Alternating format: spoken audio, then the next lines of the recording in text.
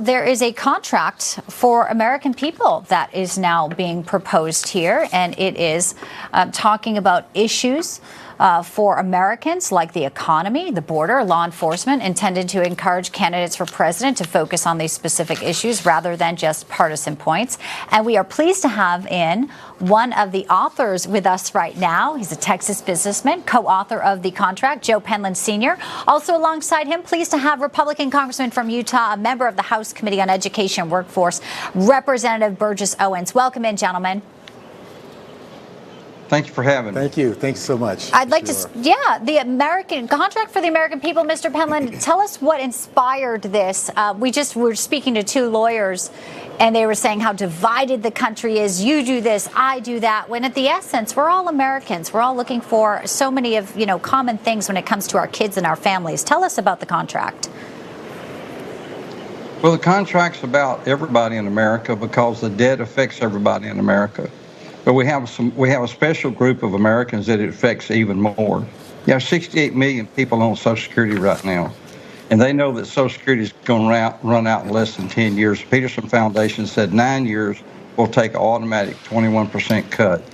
You have 10,000 people retiring every day on Social Security. So when that happens, you'll have 75 million Americans who have worked all their life and enjoying their retirement right now are going to take a 20 to 25% cut. That's un-American. Somebody needs to speak up for them. I'm retirement age, but it doesn't really affect me because I've been blessed. But this is what I'm talking about, is the debt and the other problems, but mainly this addresses elderly people.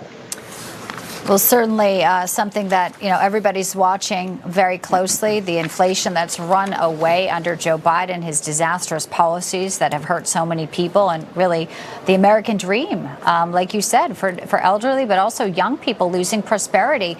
Congressman Owens, we talk about young people. Biden wants to buy votes by offering free stuff, but somebody pays. Those federal judges block parts of Biden's student loan forgiveness plan, less than a week before it's supposed to go into effect. The White House is saying, oh, of course the DOJ is going to appeal this. But, to kind of dovetail off of, they're trying to say it's Republicans trying to stop them, but to dovetail off of this, prosperity notion, the spending's got to be in check here, Congressman. It does. And let me just start off by saying thank you to Americans like Joe.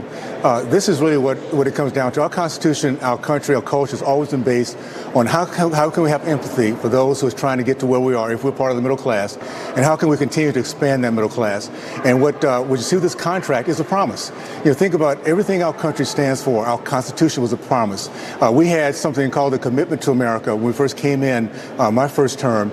Very similar to what Joe's put together here, and just common sense stuff, is make sure our borders are safe, is make sure that our kids have an educational choice, is make sure those who we've given promises to, whether it be on Social Security, that we keep our promise, and then making sure that that the future generations can continue to benefit from what we call the American dream and American promises. So I'll just say this, I'm thankful to Americans who are engaged, come up with great ideas, and the more we can show American people, no matter what side of the aisle we're sitting on, that we can come together with certain themes and work together on it. That's how we really begin to move forward as a nation, and we forget about the partisanship that sometimes seems to divide us.